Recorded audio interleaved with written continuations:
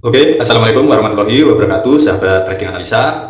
Sebelumnya saya minta maaf ya, sangat lama sekali saya tidak update video karena ada acara keluarga ya, yang begitu lama, mungkin ada 15 hari ya. Oke, langsung saja ya. Sekarang kita analisa untuk market gold seperti biasa ya. Yang kemarin, yang beberapa waktu yang lalu itu market membuat setup penurunan ya di time frame daily ini. Di sini ada setup, yaitu setup CB1 sell ya. Sebenarnya kita sudah bisa mengukur di saat market ini mampu break di main ini ya. Di main ini dia di break dengan body candle ya. Body candle ini yang pertama, ini indikasi awal ya, di candle bullish kecil ini. Dan kita bisa juga mengukur di candle yang bearish besar itu ya, tentu dengan mengukur pakai Fibonacci-nya ya. Kita bisa mengukur di sini ya, di area sini. Nah, kita bisa mengukur di area-area price body yang mampu break candle bearish ini ya, karena candle bullish ini mampu break ya. Kita bisa mengukur di situ. Tapi di sini juga kita bisa mengukur di area candle dari candle bearish ini ya, candle bearish ini seperti ini. Nah, di sini market masuk di level 161-nya ya. Di sini sudah masuk di level 161-nya. Oke. Jadi penurunan sampai di situ itu ada apa ya? Tentu pertanyaannya seperti itu ya. Coba sekarang kita lihat di time frame besarnya ya. Di time frame besarnya, pertama kita melihat di time frame weekly ya. Di time frame weekly kita menggunakan yaitu metode yang sudah saya jabarkan ya, yaitu metode internal to eksternal ya, dari internal ke eksternal, dari eksternal ke internal ya. Jadi di sini kita bisa mencari internalnya. Nah, internal itu seperti apa? Internal itu bisa berupa sebuah swing liquidity seperti ini ya, atau bisa dengan fair value gap ya. Ini sudah diambil ya. Kemudian fair value gap berikutnya itu berada di bawah sini ya. Nah, ternyata di sini market mengambil fair value gap di sini ya, karena ini adalah ketidakseimbangan harga ya, sehingga market membentuk ya, candle itu membentuk sebuah gap seperti ini ya. Dari candle bearish ini, candle bullish, candle kedua dan candle ketiga, shadow-nya ini tidak mampu menutup. Nah, yang kemarin ini market mampu mengambil fair value gap di time frame weekly ini ya. Kemudian di sini market langsung memantulkan harga ya. Jadi ini adalah internal range liquidity-nya ya. Jadi ini adalah IRL-nya. Nah, eksternalnya yang mana? Tentu eksternalnya yang di atas ini ya. Eksternalnya itu di swing yang tertinggi itu. Maka setelah dia mengambil internal di sini, tidak menutup kemungkinan nanti market akan mengambil eksternalnya ya. Jadi eksternal, internal, mengambil eksternal ya, bisa seperti itu. Kemudian internal kembali, lalu eksternal ya. Karena ini trennya masih bullish ya. Jika kita melihat di time frame weekly ini, trennya masih bullish ya. Jadi menurut saya ini masih ada kemungkinan market itu akan melakukan kenaikan sampai mengambil eksternal liquidity ini ya. Jadi di sini internal, di sini eksternalnya ya. Oke, mudah-mudahan sampai di sini untuk metode internal dan eksternalnya sahabat-sahabat trading analisa bisa memahaminya ya. Demikian pula jika kita melihat di time frame monthly ya. Di time frame monthly ini jauh lebih jelas lagi jika kita melihat dari candle per candlenya ya. Nah, di sini candle bullish ini ya, candle 1, candle 2 dan candle 3. Nah, berikutnya di sini menimbulkan sebuah fair value gap ya, dari shadow ini ke shadow yang ketiga ini ya. Dia menjadi sebuah fair value gap yang kemungkinan besar akan diambil, kemudian akan melanjutkan lagi untuk kenaikan ya. Jadi ini akan rawan untuk mengambil yaitu swing high ini ya. Bisa saja nanti market akan membuat swing high baru ya. Jadi seperti itu.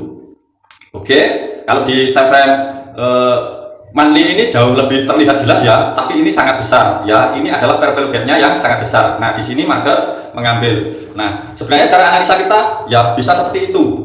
Nah, di time frame daily tadi, di time frame weekly ya tadi, di time frame weekly sebentar.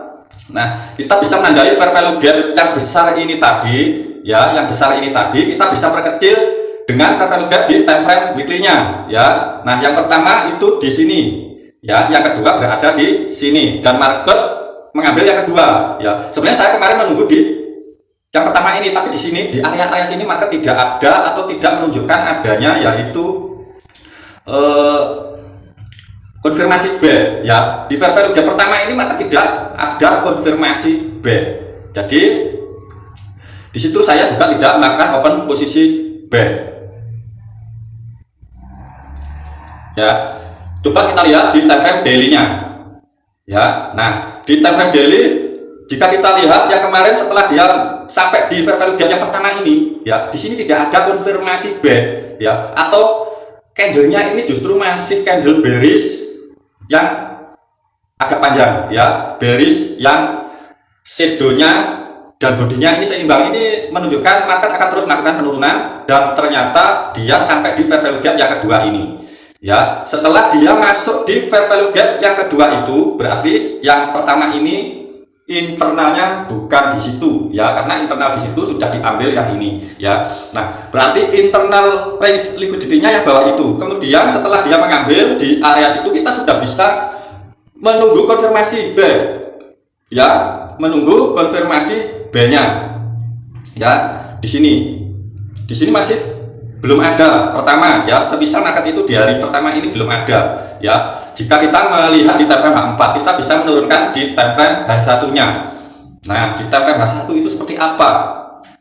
Nah, ternyata di time frame H1 di sini market membuat setup yaitu dominan break B ya. Ini adalah konfirmasi pertama market melakukan kenaikan ya. Ini menjadi dominan break konfirmasi B ya. Tentu area ini adalah area entry kita ya.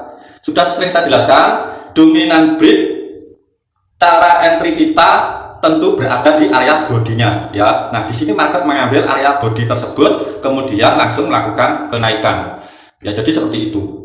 Tinggal kita menunggu konfirmasinya itu nanti di area sini di time frame kecilnya ya. Jika dia sudah menyentuh area body dari dominan break ini, dari konfirmasi B ini ya, kita bisa mencari konfirmasi di time frame kecilnya lagi ya. Semisal di time frame M15.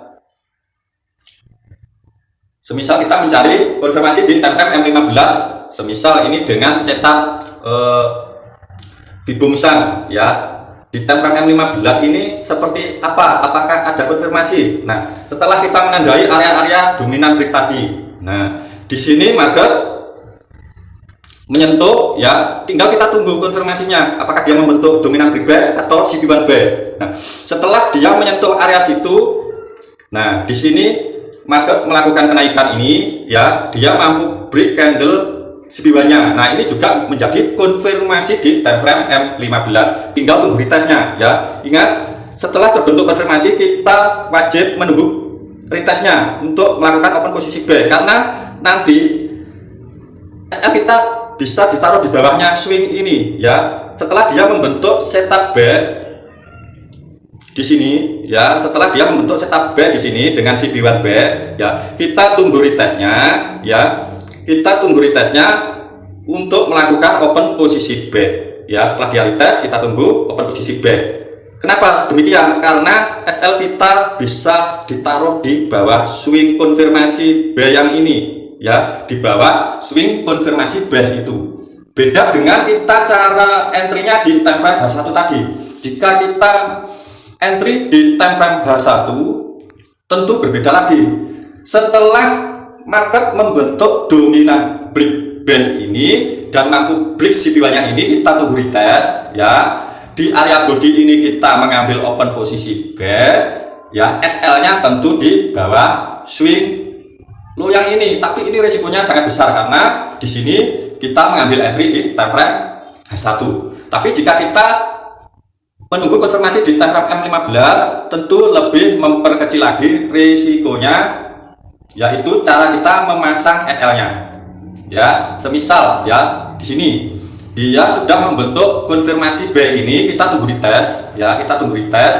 Kita bisa menandai semisal di sini ya dari swing tertingginya ini ya, kita bisa menandai coba di sini swing tertingginya yang ternyata swing tertingginya yang ini ya. Nah, yang ini kita bisa menandai low-nya atau liquidity internalnya ya. Nah, di sini ini adalah low-nya. Kita wajib entry di bawah swing low yang ini ya. Jadi area entry kita itu berada di bawah swing low yang ini. Setelah ada swing high tertinggi ini, dia melakukan penurunan, dia mengambil liquidity di sini, kita bisa mengambil open posisi B-nya. Ya, jadi seperti itu cara kita melakukan open posisi entry-nya. Ya, mudah-mudahan untuk materi kali ini bisa dipahami ya. Dan untuk take profitnya di mana? Nah, pasti pertanyaannya di situ ya. Untuk take profitnya tentu kita bisa mengambil dari setup time frame H1 ini ya. Semisal di sini kita mengambil setup yaitu CP1B-nya ya, CP1B-nya. Nah, maka target kita bisa di level 161 ini ya. Entry kita tadi berada di area-area sini, SL di sini ya, target di area level 161 ini. Ini perbandingannya sudah sangat besar. Ya, jadi seperti itu analisa market yang sebelumnya, yang kemarin ya, karena saya tidak bisa update video yang kemarin. Tentu sekarang kita akan analisa ulang kembali dari awal ya. Mudah-mudahan yang tadi sudah bisa dipahami.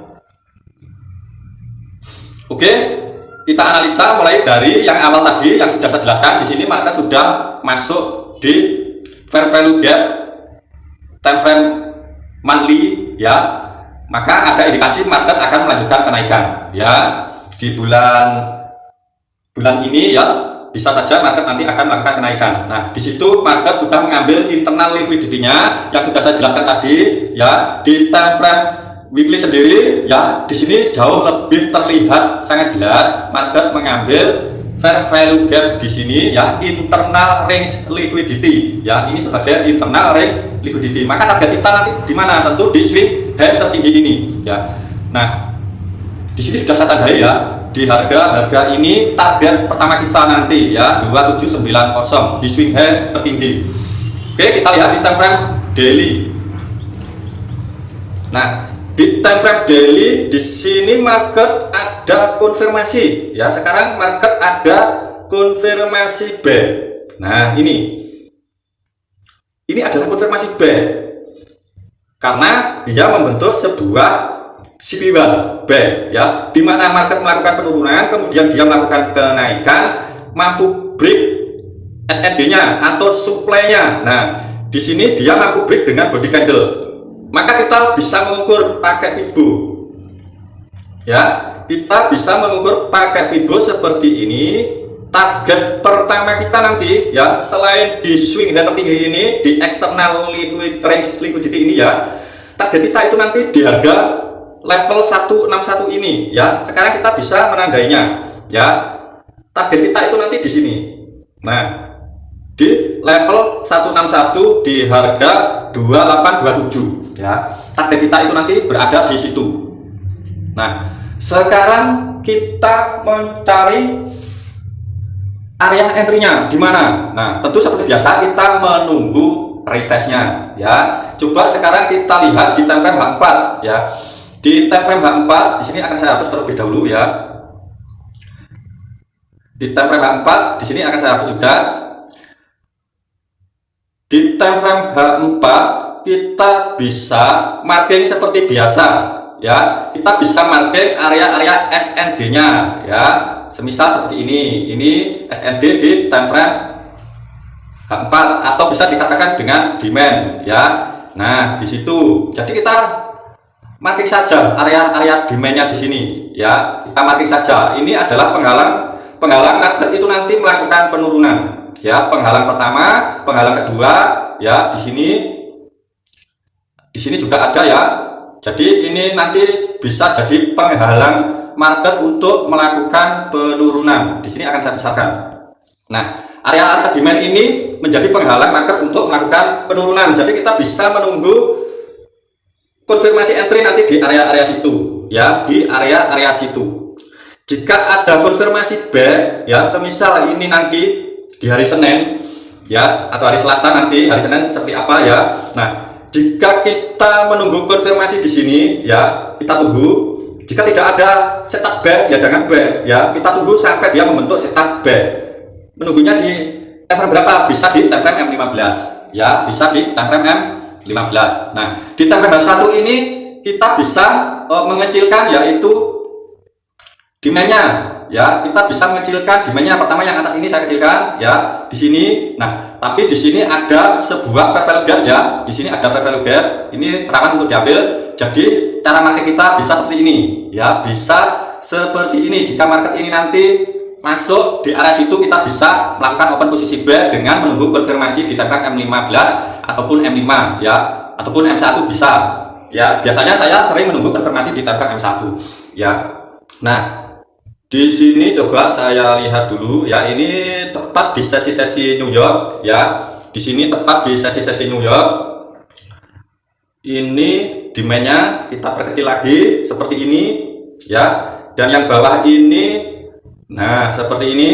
Jadi kita bisa memperkecil demandnya seperti itu. Kita tunggu saja masuk di area demand itu, ya.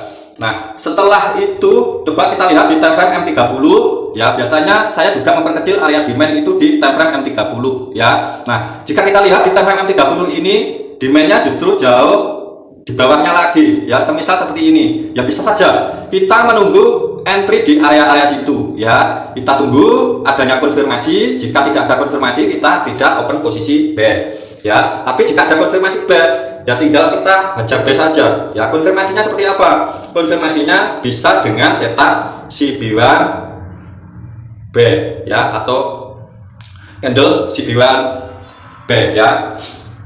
Kalau di time frame M1 biasanya saya memakai market structure buy, ya, seperti ini. Kemudian tunggu retest hajar buy. Jadi ini jauh lebih kecil risikonya, ya. SK-nya ditaruh di bawahnya, ya. Jadi seperti itu analisa saya sementara, ya. Kita menunggu area-area entry di area-area sini, ya. Kita tunggu saja apakah nanti akan diambil, ya. Di sini kita tunggu. Jika dia sudah masuk di sini, nanti kita bisa menunggu di time frame M1 juga bisa, ya. Selain di time frame M15, kita bisa mengambil di time frame M1, ya. Kita tunggu saja apakah di area-area ini nanti market akan ada konfirmasi buy. Jika ada di time frame M1 ada konfirmasi buy seperti ini, ya, kita bisa hajar buy, ya. Jadi seperti itu. Dengan target di mana? Kalau saya biasanya mengambil yaitu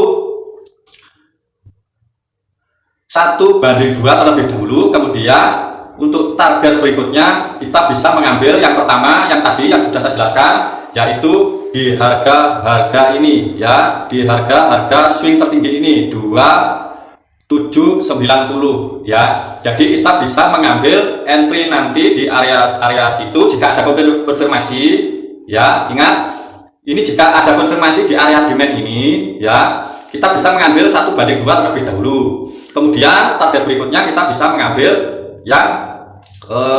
yang tamat, ya.